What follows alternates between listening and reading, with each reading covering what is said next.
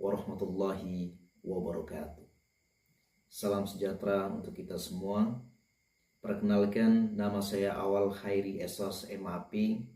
Saya dosen di Sekolah Tinggi Ilmu Administrasi Nusantara Sakti Sungai Penuh pada Prodi Ilmu Administrasi Negara. Saya menjadi dosen dan mulai mengajar pada tahun 2018. Sebagai dosen, saya melaksanakan tridharma perguruan tinggi, pengajaran, penelitian, dan pengabdian kepada masyarakat. Saya mengajar beberapa mata kuliah, di antaranya etika administrasi publik, manajemen pelayanan publik, birokrasi, dan governasi publik. Pada semester ini saya mengajar mata kuliah etika administrasi publik dengan kode mata kuliah MKA 5106 dengan bobot 3 SKS. Perkuliahan di semester genap. Saya akan menyampaikan rencana pembelajaran semester RPS mata kuliah etika administrasi publik. Capaian pembelajaran mata kuliah etika administrasi publik antara lain: 1. Mahasiswa mampu memahami konsep dasar etika dan moral. Kedua, mahasiswa mampu menyebutkan asas-asas umum etika dalam administrasi. Ketiga, mahasiswa mampu memahami etika organisasi publik. Keempat, mahasiswa mampu memahami etika kebijakan publik. Kelima, mahasiswa mampu memahami etika pelayanan publik. Keenam, mahasiswa mampu menjelaskan etika seorang administrator. Ketujuh, mahasiswa mampu mengetahui masalah dalam etika terapan. Kedelapan, mahasiswa mampu menjelaskan konsep etika dalam good governance. Kesembilan, mahasiswa mampu menjelaskan konsep dan jenis patologi birokrasi. Dan yang ke-10, mahasiswa mampu mengetahui konsep seputar korupsi. Adapun bahan kajian materi pembelajaran mata kuliah etika administrasi publik. Yang pertama, dasar etika dan moral. Kedua, azas umum etika dalam organisasi publik.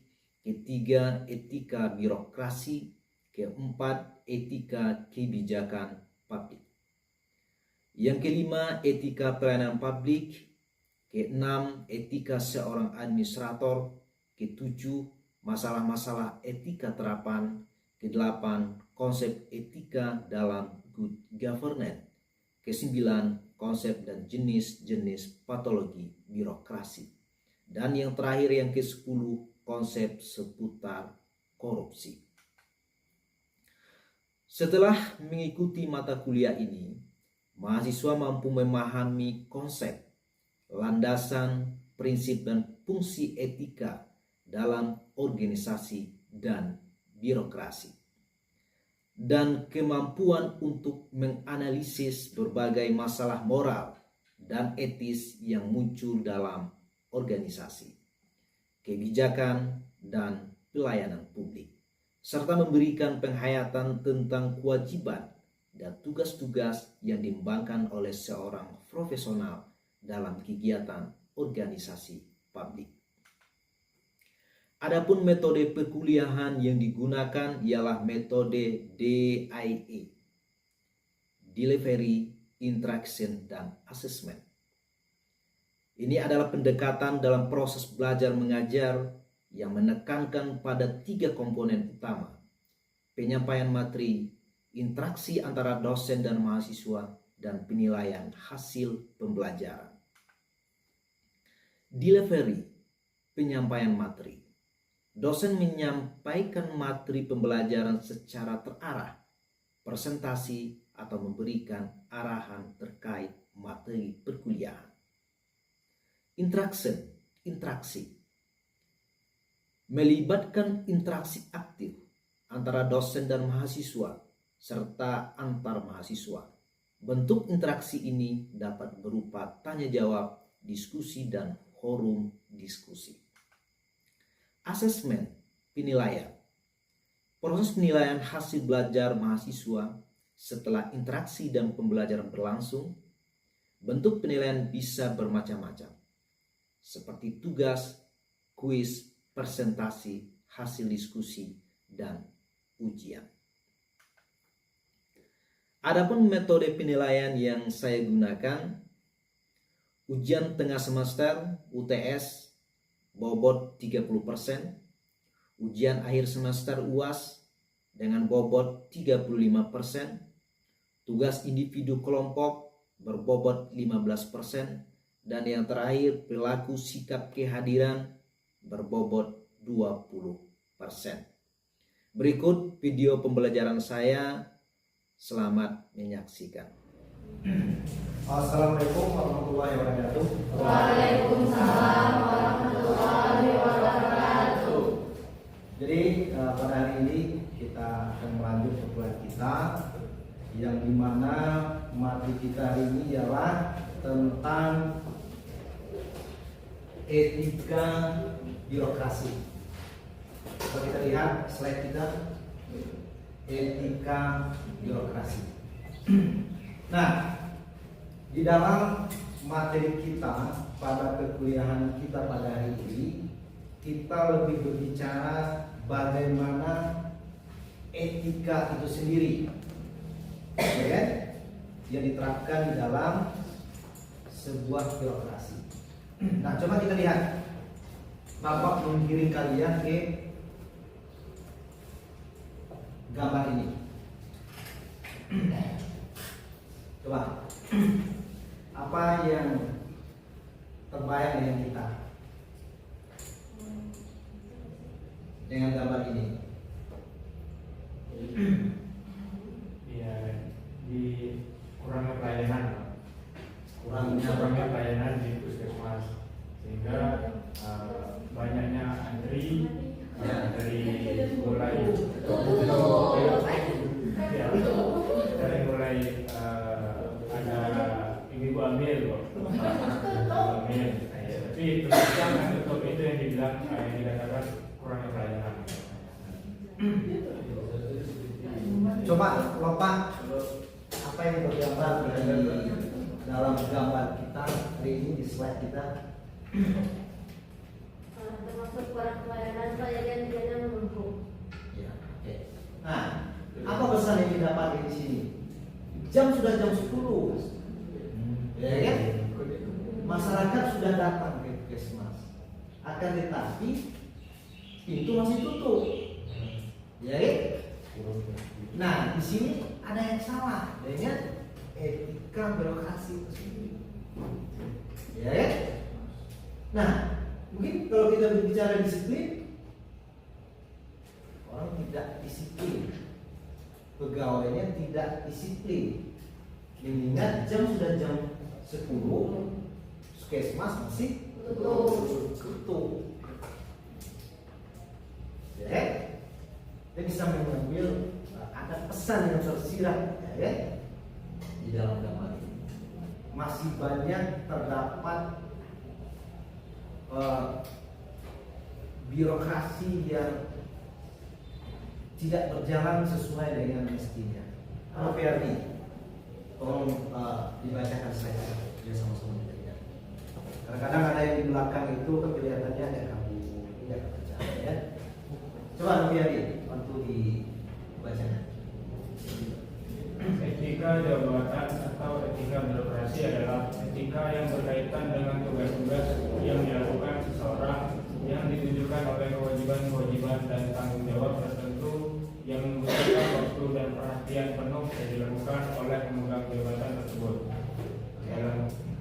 Dalam kurung Simorangkir 1978. Nah, di sini kita berbicara etika birokrasi. Dari narasi ini dia mengatakan, ya, etika birokrasi adalah etika yang berkaitan dengan tugas-tugas.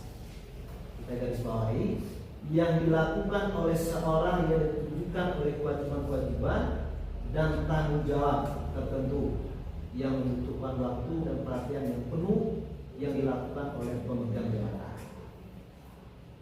Birokrasi itu apa? Kita ulang lagi. Oke. Orang yang bekerja di balik meja. Menurut Kamus Bahasa Indonesia, birokrasi ialah sistem pemerintahan yang dianut oleh sebuah negara. Di sini ialah negara Indonesia. Nah, siapa yang bekerja di balik meja itu? Ya kan? Siapa yang bekerja di balik meja itu? Ya kan? Menurut Kamus Bahasa Indonesia, birokrasi ialah sistem pemerintahan yang dianut oleh sebuah negara. Nah, di sini kita berbicara negara Kesatuan Republik Indonesia. Nah, siapa yang bekerja di balik meja itu? Orang yang bekerja di ruang lingkup pemerintahan. Apakah orang yang tidak bekerja di dalam ruang lingkup pemerintahan dikatakan birokrasi? Ya, tentunya tidak. Tentunya tidak. Nah, kalau kita giring dengan pendapat Simorakhir ini 1978, ya kan? Etika birokrasi adalah etika yang berkaitan dengan tugas-tugas yang dilakukan oleh seseorang. Di situ tentunya dia punya kewajiban dan tanggung jawab. Jadi etika birokrasi ini kita berbicara bagaimana seorang pegawai yang bekerja di pemerintah ia menyelesaikan tugas-tugasnya dengan baik. Menyelesaikan tugas-tugasnya. Dia punya kewajiban-kewajiban yang harus diselesaikannya. Dan dia juga punya tanggung jawab. Yang paling bawah etika birokrasi pemerintah. Di situ ada pola pikir, pola tindak, perilaku. Oke. Satu tingkat lagi, birokrasi dapat melaksanakan tugas dan fungsi. Nah, di situ negara di masyarakat. Oke. Kita sudah paham kan dari birokrasi ya? Sama lagi ya. Selanjutnya di situ ada good governance. Coba Bu, apa itu good governance? Good governance adalah pemerintahan yang baik dari tata kelola dan lain-lainnya. Oke, terima kasih Bu. Ada lagi yang bisa menjelaskan apa itu good governance?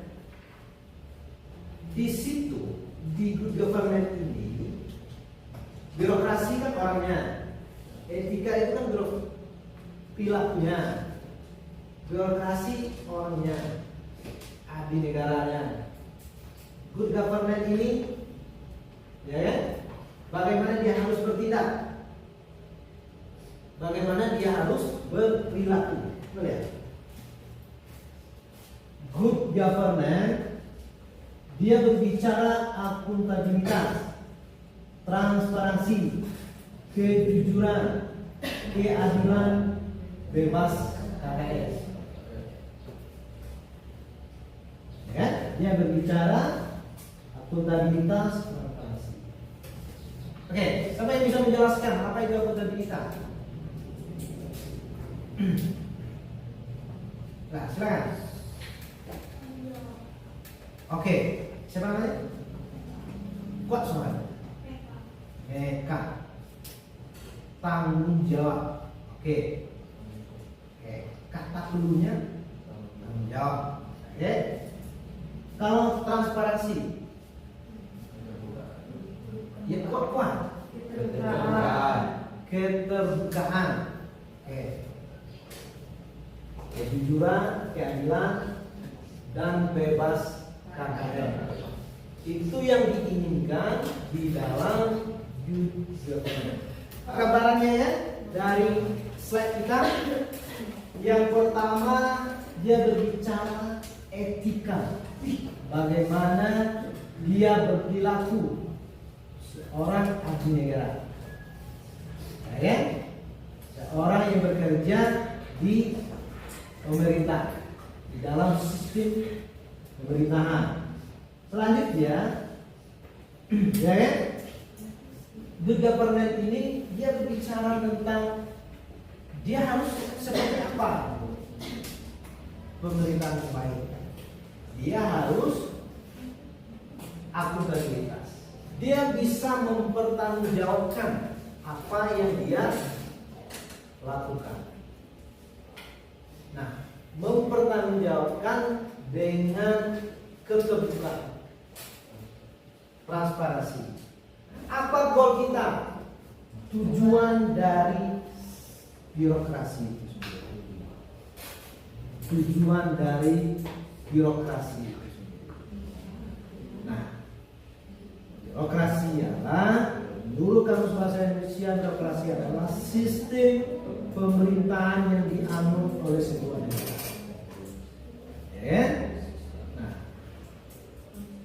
ada pendapat lain, birokrasi adalah orang yang bekerja di belakang meja.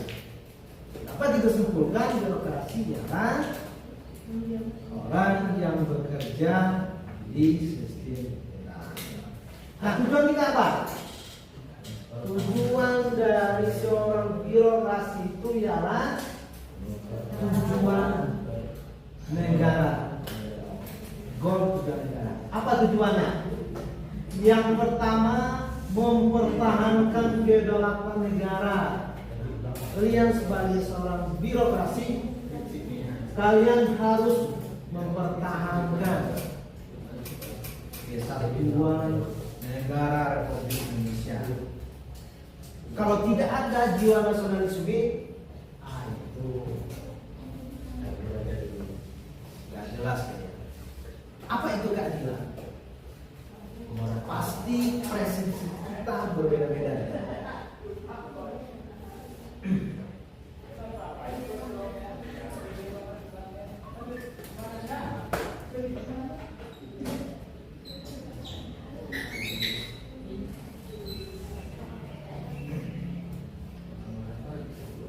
Apa? Coba Agung. Apa itu adil? Berkeadilan. Coba Bang. Merata. Gimana Riki? Merata. Merata. Menurut Riki, ya kan? Adil itu merata. Coba ada lagi dari ibu-ibu. Tidak memihak. Siapa namanya? Menurut Anggun, berkeadilan itu tidak memihak. Coba di belakang, ada lagi. Perlakuan sama. Menurut Lopan, perlakuan setara. Adil itu perlakuan setara. Oke, betul. Akan tetapi prinsip keadilan itu ialah Oke.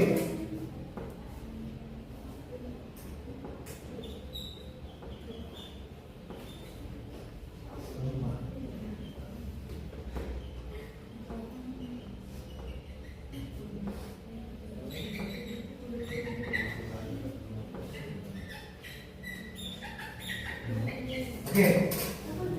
Nah, adil itu, ya, kita membagikan sesuatu itu sesuai dengan kebutuhannya. Merata, apakah itu termasuk adil? Oke. Akan tetapi, ya, kita harus bisa melihat, ya kan? Kepada siapa kita harus adil? Contoh, kita punya anak 2 orang, satu SMA, yang satu SD. Belanjanya setiap pagi itu belanja di sekolah, yang SMA 20.000, yang SD 10.000. Kalau kita berbicara adil, yang SD harus 20.000 juga. Kalau kita ingin adil, kalau kita berbicara samaransa. Apakah itu termasuk adil? Oke, kita berikan sama rata, sama banyak. Yang kelas 1, yang kelas SMA 20.000, yang SD juga 20.000. Sama-sama banyak. Apa itu dikatakan adil? Tidak. Kita harus bisa melihat kebutuhannya. Tadi kita berbicara etika birokrasi, ya kan? Kita berbicara bagaimana seorang birokrasi itu bertindak, ya kan? Di dalam menyelesaikan pekerjaannya, di dalam organisasi dan instansi di mana dia bekerja. Nah, kita juga harus tahu tugas dari birokrasi itu sendiri. Jangan nantinya kalian sebagai seorang birokrasi sudah masuk ke pemerintahan, dalam setiap pemerintahan kalian bekerja di situ, kalian tidak mengetahui apa yang harus kalian lakukan. Nah, di sini kalian harus memahami tugas pokok. Jadi pas kalian bertindak dengan etika, kalian tidak melanggar dari tugas pokok. Oke? Dengan etika kita memahami tugas pokok dari birokrasi, ya kan? Apabila kita bertindak, kita tidak melanggar dari tugas pokok birokrasi itu sendiri. Di sistem pemerintah yang ada, tentunya kalian harus melaksanakan keputusan pemerintah seperti ini, ya kan? Struktur kita tahu kan? Strukturnya.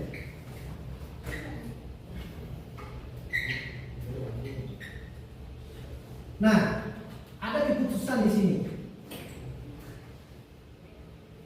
Ada keputusan, ya kan? Di paling atas. Keputusan ini harus dijalankan. Harus dijalankan. Harus dijalankan orang yang di bawah ini. Ya kan? Lihat. Di sini ada keputusan. Ini dari pimpinan, kan? Nah, keputusan ini harus dijalankan kita yang ada di bawahnya. Kita yang ada di sini. Kita lagi. Kita melaksanakan keputusan pemerintah secara profesional. Paham kan? Dengan gambar struktur yang saya sampaikan tadi. Itu sudah tergambar. Yuk kita lanjut lagi. Poin yang kedua, menegakkan hukum dan peraturan perundang-undangan tanpa pandang bulu. Tanpa pandang bulu. Tidak boleh membeda-bedakan. Oke, kita lanjut. Poin yang keempat, yang terakhir, mengumpulkan dan mengolah informasi sesuai dengan masukan perumusan kebijakan pemerintah. Itu tugas kita, ya kan? Kalau kalian tidak bisa mengelola informasi, ya kan, untuk pemasukan dan perumusan kebijakan ini tugas birokrasi. Secara umum, kalau kalian sebagai seorang birokrat, inilah tugas kalian. Kalau kita barengi dengan etika tadi, ya kan? Kalian harus menyelesaikan tugas ini. Apabila kalian tidak menyelesaikan tugas ini, kalian masuk dalam kategori birokrasi yang tidak beretika. Orang yang tidak beretika. Oke? Saya ingin ada yang bertanya. Silakan. Siapa namanya? Siapa? Meka. Oke, Meka. Silakan. Apa pertanyaannya?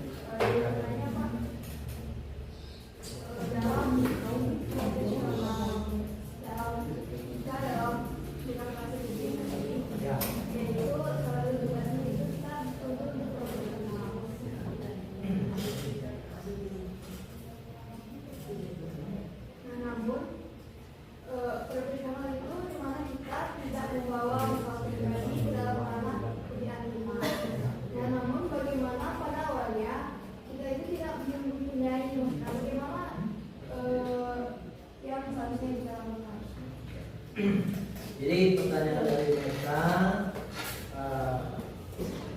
bagaimana jika nantinya ada sebuah keputusan kebijakan dari pimpinan itu, ya kan, dalam kutip tidak bagus, tetapi sikap kita sebagai bawahan itu bagaimana? Kita ikuti, kita laksanakan atau gimana? Seperti itu ya. Nah, kalau Bapak dilihat, ya, tentunya itu sesuatu yang tidak dibolehkan secara dikarenakan kita di dalam negara Kesatuan Republik Indonesia ini menganut paham musyawarah mufakat. Jika ada yang ingin diputuskan kebijakan yang harus dikeluarkan, kita harus bermusyawarah. Nah, di situ mungkin unsur-unsur pimpinan bisa mengeluarkan, ya kan, pemikirannya, baru dirumuskan menjadi sebuah keputusan. Nah, setelah menjadi sebuah keputusan dari hasil pemikiran kita bersama, hasil dari keputusan kita bersama, dialnya kan seperti itu.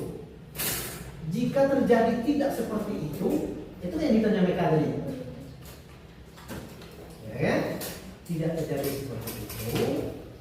Kalau kita sebagai bawahan, secara idealnya itu tidak harus seperti itu. Terima kasih Eka pertanyaannya. Maksudnya dengan banyaknya pertanyaan yang muncul itu kan memberikan sebuah informasi gitu. Oke, ada lagi yang mau ditanyakan sebelum kita tutup ruang kita? Saya ingin bertanya mengenai pelanggaran etika birokrasi, Pak. Nah, jadi di dalam pelanggaran etika birokrasi ini kan tadi ada yang di materi kita, adanya adalah KKN, korupsi dan nepotisme. Nah, jadi di dalam etika birokrasi itu bagaimana cara menangani adanya KKN tersebut? Oke. Apabila kita melakukan tindakan korupsi, hukumannya apa? Itu kan sebagai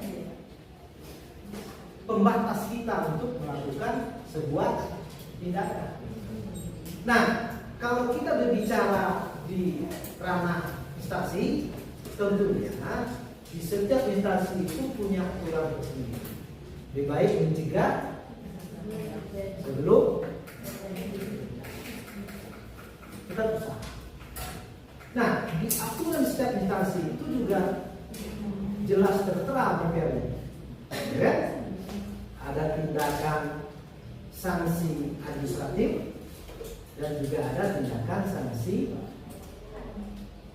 apa? Pidana. Sebelum Bapak tutup, Bapak absen dulu. Zahra, gimana Zahra? Bapak, Bapak Asa, materi kuliah kita pada hari ini sudah kita bahas bersama-sama. Saya rasa kita sudah memahaminya tentang materi etika birokrasi ini. Semoga kita mempunyai pengetahuan tentang etika birokrasi itu sendiri. Mungkin Bapak mengucapkan terima kasih banyak atas partisipasi kita bersama, sudah tertib mengikuti kebutuhan kita. Sekali lagi Bapak ucapkan wassalamualaikum warahmatullahi wabarakatuh. Demikianlah deskripsi singkat proses pembelajaran perkuliahan mata kuliah etika administrasi publik. Terima kasih, saya ucapkan wassalamualaikum warahmatullahi wabarakatuh.